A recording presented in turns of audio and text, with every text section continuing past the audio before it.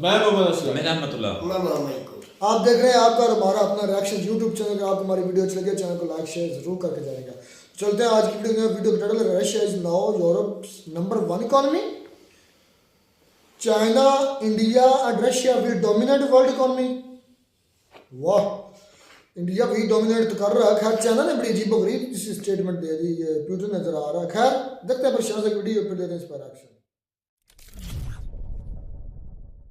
नमस्कार and I welcome you to world affairs. मैं हूं Prashant Dhawan. Now recently Russia ने एक बड़ी अनाउंसमेंट करी है। व्लादिमीर पुतिन जो रशिया के प्रेसिडेंट हैं, इन्होंने कैटेगोरिकली ये कहा है कि रशिया ने दुनिया को गलत साबित किया है। यहाँ पे आप देख पाएंगे Russia prove the world wrong, more importantly it's prove to be self reliant. Putin ने यह कहा है कि पूरी दुनिया ये मान रही थी कि रशिया पर इतने सैंक्शन लगा दिए हैं, रशिया सैंक्शंस के नीचे दबकर बिल्कुल कुचल जाएगा, इनकी जो इकोनॉमी है ये डिस्ट्रॉय हो जाएगी। मगर रशिया लगातार ग्रो करता गया और पुतिन ने यहाँ पर यह कहा है कि आज के समय रशिया जर्मनी को बीट करके यूरोप की सबसे बड़ी इकोनॉमी बन चुका है। आप सबको वैसे ये पता होगा कि रशिया आधा यूरोप में आता है, आधा एशिया में आता है। तो बिल्कुल आप कह सकते हैं कि अगर रशियन इकोनॉमी जर्मनी की इकोनॉमी से आगे निकल गई तो रशिया यूरोप की नंबर 1 इकोनॉमी है। बट यहाँ पे आपका एक सवाल आएगा, सर एक बात बताओ, जर्मनी के पीछे तो हम पड़े थे ना इकोनॉमी के मामले में कि जर्मनी को बीट करना है, फिर जापान को बीट करना है।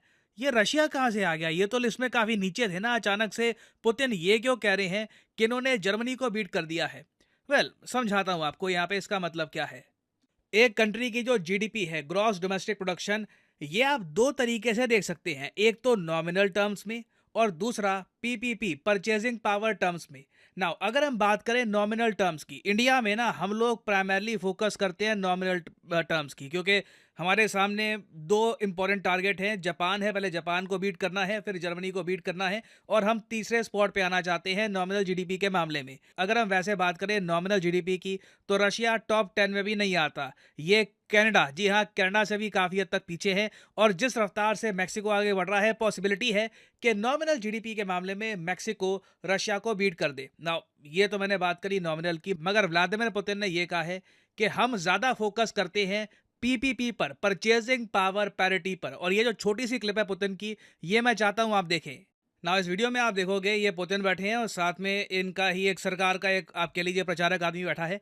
और ये सबसे पहले कहता है कि we are the leading economy in Europe in terms of purchasing power parity. Now PPP की जो लिस्ट है ये मैं आपको अलग से दिखाऊंगा, मगर इंडिया और चाइना के बारे में भी पुतिन क्या कहते हैं ये जरा सुनिए। नाउ सबसे पहले जो इनके ये प्रचारक हैं ये सेम बात यहाँ पर कहेंगे और ये कहेंगे कि we are the 5th largest economy.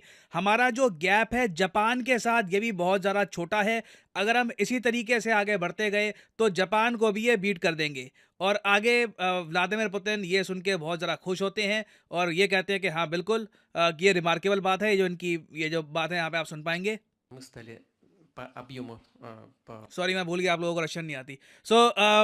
आगे अगर हम देखें तो पुतिन कैटेगोरिकली ये कहते हैं कि ये जर्मनी को सरपास कर चुके हैं और अब 5th रैंक पे हैं। और आगे देखिए ये यहाँ पर ये भी कहेंगे नंबर 1 पे चाइना है इन पीपीपी टर्म्स, फिर यूएसए आता है, फिर इंडिया है, फिर जापान है और फिर आ जाता है रशिया। ये फिर आगे कह रहे हैं यूरोप में हम लोग नंबर 1 हैं। फिर आगे सीधा चाइना और इंडिया आते हैं जिनके साथ इनके बहुत अच्छे रिलेशन है। तो बेसिकली ये कह रहे हैं कि टॉप 5 में तो ना ब्रिक्स कंट्रीज हैं, रशिया की फ्रेंडली कंट्रीज का दबदबा है। अब यहाँ पे आपका सवाल आएगा कि अच्छा ठीक है, ये तो पुतिन ने क्लेम किया है, तो क्या जेन्युइनली रशिया टॉप 5 में आ चुका है? तो यहाँ पर देखिए डिपेंड करता है आप किसका डेटा ऑब्जर्व करोगे। आईएमएफ के डेटा के हिसाब से जर्मनी अभी भी आगे है। वर्ल्ड बैंक का डेटा आप देखोगे वहां पे आपको रशिया आगे मिलेगा by a few billion dollars. तो अगेन डिपेंड करता है कि आप कौन सा डेटा ऑब्जर्व करते हैं। रशियंस का मानना है कि जिन्होंने जर्मनी को बीट कर दिया है। जर्मनी की इकोनॉमी रिसेंटली आपको पता होगा टेक्निकल रिसेशन में भी चली गई थी। जापान का भी सेम केस है, नेगेटिव ग्रोथ रेट है, पॉपुलेशन कोलैप्स कर रही है। रशियंस का ये मानना है कि ये फिर भी अपनी पॉपुलेशन मेंटेन कर लेंगे, जापान रिकवर नहीं कर पाएगा।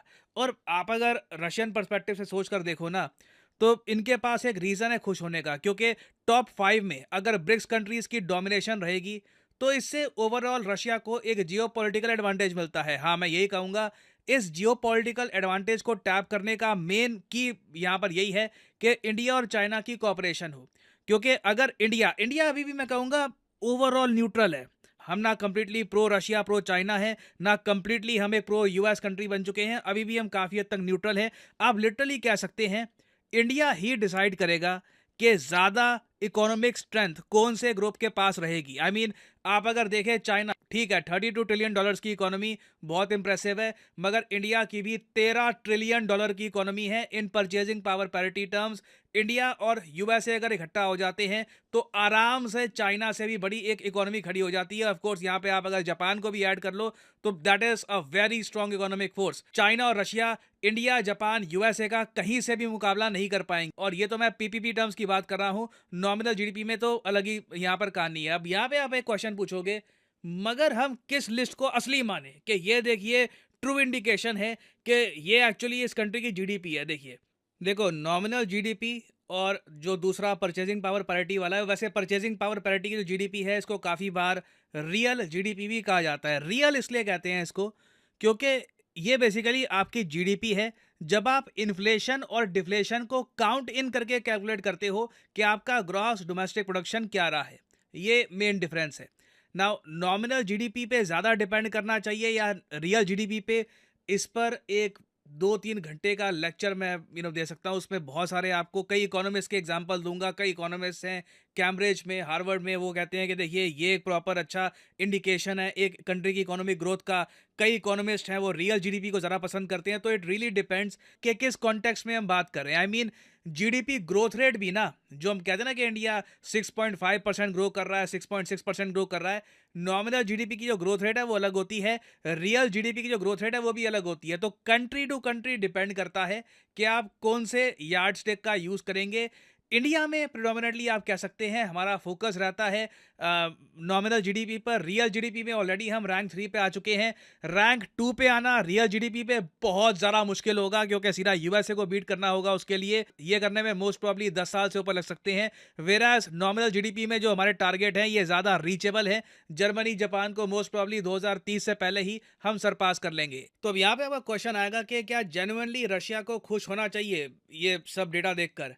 वेल टू बी ऑनेस्ट, जब तक आईएमएफ कंफर्म करता नहीं है कि रशिया 5th स्पॉट पे पहुंच चुका है, मैं कुछ बोलूंगा नहीं। I mean I am sure Putin enthusiastic हैं, ये चाहते हैं कि अपनी जनता को ये बताएं कि देखिए we are doing well, Russia भी आगे उभर रहा है। बट रशिया के सामने अभी बहुत सारे चैलेंजेस हैं और इन चैलेंजेस से उभरना आसान होगा नहीं। अभी इन पे जो सैंक्शन लगे हैं इसे बहुत टाइम अभी बीता नहीं है इन सैंक्शंस को सेट इन होने में। आने वाले 3-4 साल में देखना होगा कि रशियन इकोनॉमी जेन्युइनली क्या सस्टेन कर पाएगी या फिर यहाँ पे प्रॉब्लम आने वाली है। आई थिंक ब्रिक्स करेंसी, मैं फिर से बोलूँगा, ब्रिक्स करेंसी जो है R5 करेंसी, ये एक गेम चेंजर हो सकता है रशिया के लिए। वो करेंसी अगर चल पड़ी वो ईजिली रशिया आराम से उसके बाद जापान को भी बीट करके रैंक 4 पे आ सकता है। और बिल्कुल इंडिया और रशिया रैंक 3 और रैंक 4 पे होंगे उस पर्टिकुलर केस में। तो देखना होगा, ओनली टाइम विल टेल। कुछ डेवलपमेंट होती है, अपडेट्स आती हैं, ऑब्वियसली मैं आपके लिए एक अपडेटेड वीडियो बाद में ले आऊँगा। और अनअकैडमी के देखिए ऑफर चल रहे हैं आज के समय। ये जो ऑफर्स हैं इनको आप यूज़ कर सकते हैं टू गेट डिस्काउंट। तो कमेंट सेक्शन में लिंक आपको मिल जाएंगे, आप यहाँ पर तो ये दोस्तों वीडियो होगी खत्म। अच्छा, ये नॉमिनल जीडीपी नहीं, ये पीपीपी यानी कि परचेजिंग पावर पैरिटी की बुनियाद पर, जो प्रशांत सर ये भी बता रहे थे कि ये रियल जीडीपी नहीं मानी जाती। फिर भी एक बात तो सच है, जितने सैंक्शन इस रशिया पर लगे ना, किसी भी और कंट्री पर लगते ना, किसी भी और, मैं कहता हूँ टॉप 10 क्या, मैं कहता हूँ टॉप 100 में भी ना होती।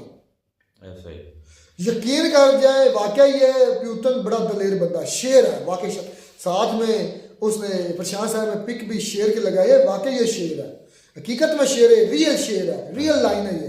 क्योंकि इसने केले ने, ये केला यूक्रेन से नहीं लड़ रहा था, यूक्रेन को उसने शिकस्त देने तो मैं कहता तो 1 मंथ में दे देता। मंथ क्या है कि 2 दिन में, हफ्ता, ठीक है ना। ये पूरी वर्ल्ड से लड़ रहा है, पूरा यूरोप, अमेरिका, इंग्लैंड सब से लड़ रहा है। पूरी दुनिया इसको सपोर्ट कर रही है यूक्रेन को, स्पेशली यूएसए जो यूरोप है और स्पेशली ऑस्ट्रेलिया, कनाडा भी शामिल है, सारा कुछ। तो यकीन करें वाकई शेर है और इसने दुनिया को वाकई गलत साबित किया। दुनिया को लग रहा था कि रशिया गिर जाएगा, इंडिया ने भी इसमें की बहुत मदद की है, जो ऑयल परचेज किया।